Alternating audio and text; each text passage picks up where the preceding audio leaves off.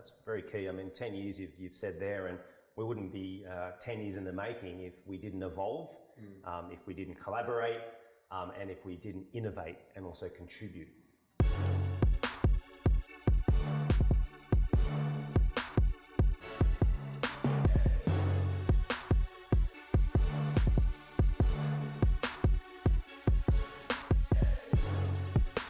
Welcome back to Industry Change. My name is Richard Chouja, and today I've got a very special guest.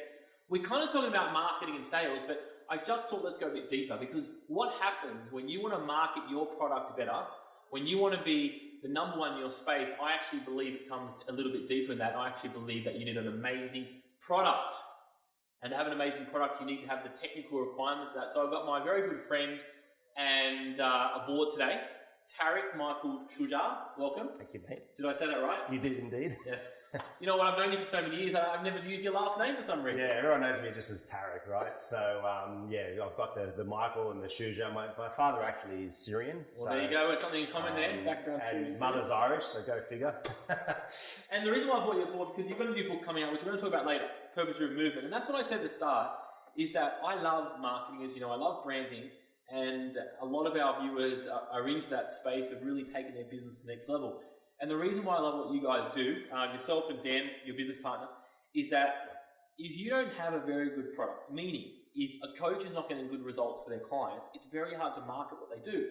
Absolutely. And so I just actually think sometimes it's really important to, as much as I can talk about marketing and sales and branding all day long, I actually do believe that if you don't have the technical requirements to be a great coach, it's going to be very hard to scale your business up.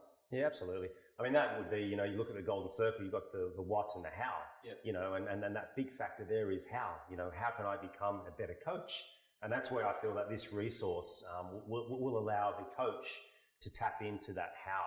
And of course, for us, our big why factor was to inspire coaches, rather than this simply being a marketing piece, which it also is. It's a very comprehensive guide to functional training. So our big why factor was to maximize the impact of coaches globally and to reach as many coaches as possible.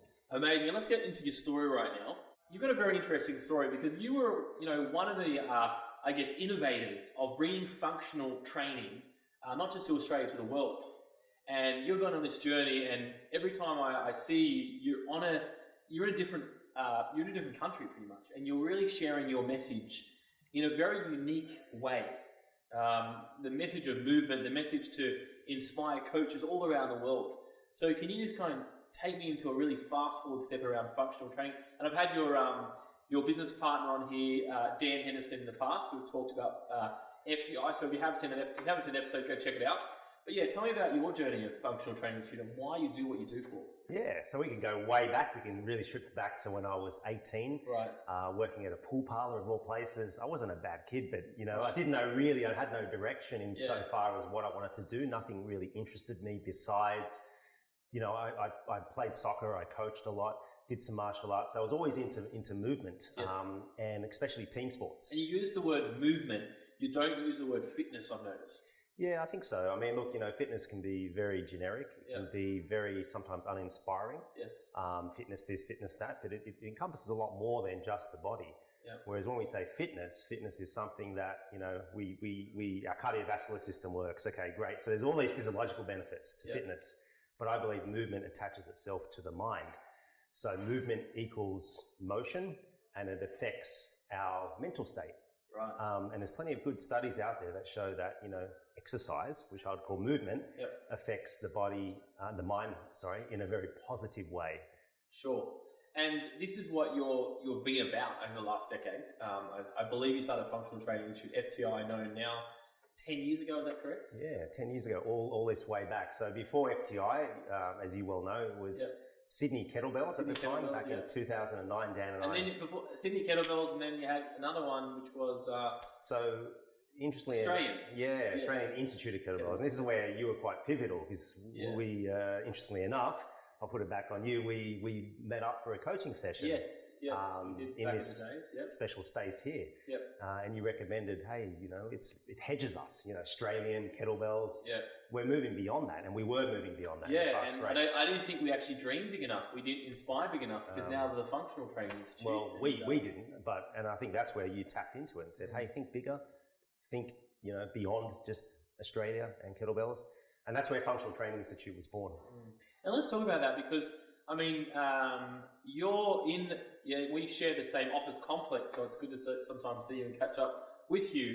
However, when you're not here, you are traveling the world. And when I say traveling the world, you're going to places like Egypt, Africa, India, everywhere in Asia. You go to the US. You're going everywhere around the world to really share the message. I would love to understand a bit more why you do so much traveling to get that message across when you might be able to run that as an online program where people come to you, but you actually go to them and you share your message there. That I think is very powerful. Can you share that kind of concept? Yeah, sure. I think it was born out of a few years ago, precisely back in 2013. I went with PTA Academy with Dom Dos Remedios, Andrew Chadwick, which some of you may well know, and a few others. And we taught in Bangkok and spent a few days there. And I made such a good impact that I was asked to come back and teach more of the concepts. Right. So really from that point on, it started to kind of grow and grow, the interest in functional training, especially what we were doing at that time. And so, we got called back. And then probably about 2 years later, Dan and I sat down and said, well, we've got to really give this a shot. If we can just do it bit by bit and hope to get a little bit of work, we thought, well, that's pretty uninspiring, right? So let's give it a shot, as us Aussies like to say. And so we said, how about if I move over there and actually grow the global operations, which I did. So I lived abroad for 12 months in Malaysia. In fact, that was really pivotal because I formed these hosts, these partners, these relationships. Let's talk about that for a second because this is key. I think this is a key moment that you, with your partner Dan, had the vision to say, listen, let's go global. And you didn't just talk about it or rebrand or anything. You actually move locations to actually get the message across there to, I guess, a place that was a lot easier to get to on events and conferences and functional training events that you ran instead of being in Australia. How was that movement when you did that? Was it hard to go and find pivotal partners? I mean, from a business aspect, how did you actually go and get partners at that stage? How did you go in there and kind of filtrate the market? At that point, we were doing some internal work for Fitness First Asia and then through this networking events that you alluded to, especially AFC, the Asian Fitness Conference. Pardon me. We started to form some interest because we just essentially networking. I mean, networking is such a key part of what we do, and so I wanted to tap into that at a higher level. And out of that, we just again started to just chat with people, and that's how it all begun. In fact, we then plunged ourselves in 2014 to actually have a booth at AFC. And it was at that point we started getting interest about our programs. Wow. That's how it formulated, And when you're getting interest, then in your mind, in your business decisions, you're saying, hey, I've made the right decision and I'm going to continue through that path. Is that kind of how you understand if it's working or not? Absolutely, yeah. I mean, it was just, I think we had overwhelming interest, which was even surprising for us. We believed in it, but we didn't believe we'd get that much interest. So it was a pleasant surprise. So we wanted to really jump onto that. And I remember in Australia, when you were launching, it was at that time when I believe CECs weren't even available for functional training, especially for kettlebells where you started. Is that the case in other emerging countries?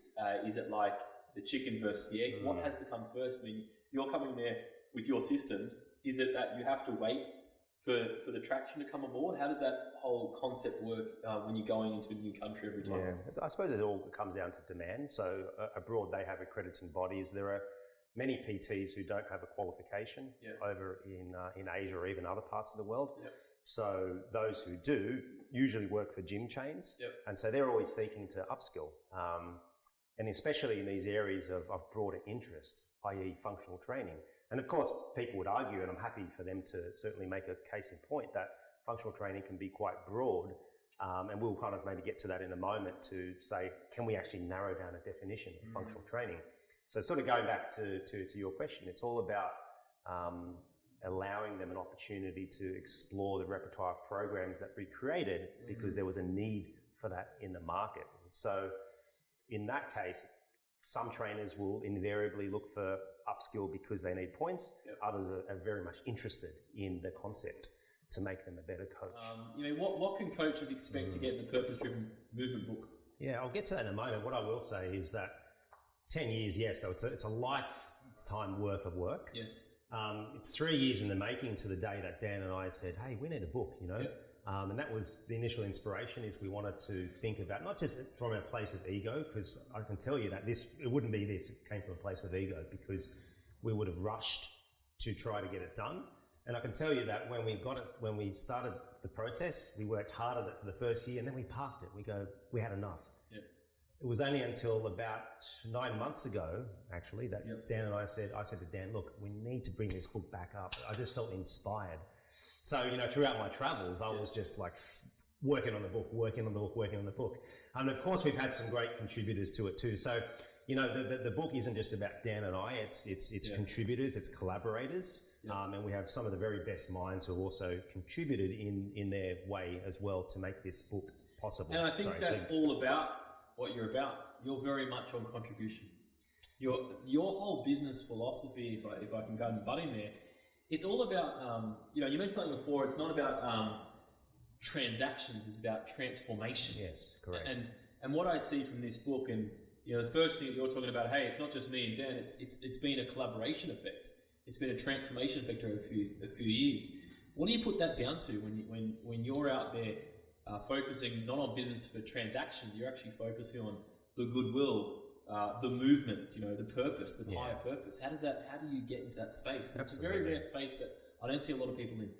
Yeah, absolutely. And it's really dedication to one's craft. Myself, and I can attest to Dan too, we're both dedicated. Yep. We entered what we're doing through passion, through a love. Yep. And that's never fizzled, And so for us, it's always about, Kaizen. In Japanese, they talk about continual improvement. Yes. And that's what we've always lived by. And when we've got Dr. Luke Del Vecchio who's been on board with us, we've always hired people as collaborators to help bring our knowledge to a world-class level. So within this book, you're going to see that the methods are all born out of striving for progress and ultimately to be world-class. It's the little things that in the end matter. And I love the coaching instruction. You said this is aimed for coaches. I mean, what type of coach could really use this? So obviously, looking at the term between a personal trainer and a coach, that can be interchangeable. However, my philosophy is that a trainer, if we think trainer, we think someone who affects the client during the session. Whereas a coach will, as Martin Rooney would say, ignite a fire within that client. And talking about just Martin Rooney, I mean, you guys are bringing the best of the best over. I recently spoke at your Functional Training Institute Summit in Sydney, and you had world-class presenters like Martin Rooney, and you're always bringing world-class presenters to the table. I think that's a testament to both yourself and Dan in what you've done and the structure of how you do things as well. You've got a very good movement. You have a very, very good movement, a very good following of people. Do you think that comes down to just mastering that craft and staying on that course? Yeah, it's an interesting point, Richard. So, in fact, Martin Rooney's done the foreword on this book. So we've formed really deep relationships with those, not just in the US, but around the world. Yeah. And I think that what they were attracted to was just, as I alluded to earlier, our passion and devotion to our craft. So I think to kind of hopefully answer your question, it's really embedded in our very own philosophy. So Dan and I really have been able to sync, our own missions to something even bigger. And I'll give you an example. So just very recently, we've evolved our vision, mission, and values. So our vision is to maximize the impact of coaches globally. And talking about service, what we wanted to do was create a service mission. Yes. So through our high-end programs, the Game Changer and Master Functional Trainer, every time someone signs up to those programs, we attach to their purchase a gift box that will go to a child in need. And so if you purchase the Game Changer, there's 2 gift boxes, MFT, 1 gift box. And so we have massive targets there. We want to have 7,500 coaches go through these programs over the next 5 years. So we've become a lot more specific and targeted, and certainly contribution-minded too. I love it. And I think that's when you get to a point, and for you guys, you're at the top of that mountain, and for you now, it's like, okay, I think that's a massive credit to you guys, because I think that's really how you continue to stay current in the trends and actually helping out the people that actually really need that. That's very key. I mean, 10 years you've said there, and we wouldn't be 10 years in the making if we didn't evolve, if we didn't collaborate, and if we didn't innovate and also contribute. I love it, and I want to talk about something about the book, which I really found, because I love images and diagrams in the book. You know, you sold me on this book. You know, if you're a coach out there that loves your images, your diagrams, your images, this is the book, right? Purpose-Driven Remembrance, launching March 18th on Amazon. And you talk about the 5 pillars of functional training. I'd love just to go on this a little bit deeper in regards to this and how you've come up with the 5 there. Can you talk about the 5 pillars? Yeah, definitely. For you? So 6 years ago now, we formulated the Master Functional Trainer. Yep. And so out of the Master Functional Trainer, we thought, well, the journey of the coach would be going through these 5 different pillars. Yep. So pillar 1 is looking at exploring the concept of restoring function and movement. Yes. So before you load a client, we're going to restore their full function. And a lot of coaches go, yeah, I can understand that. And so we have a whole system behind that pillar 1. Yep.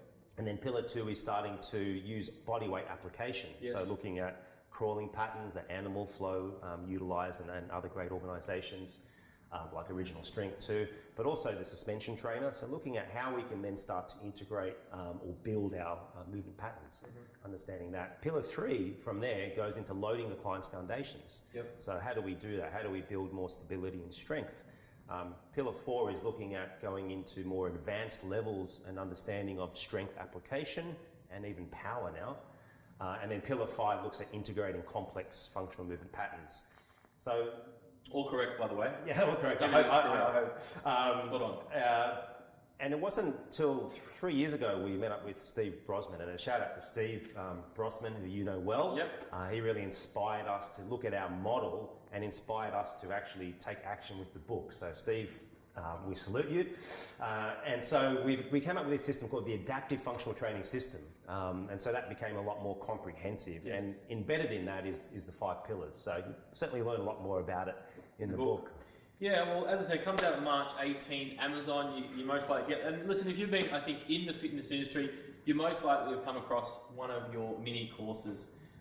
Give me some stats on your courses at the moment. Like, how many courses do you currently have that you're running at the moment, both online and face-to-face? Good question.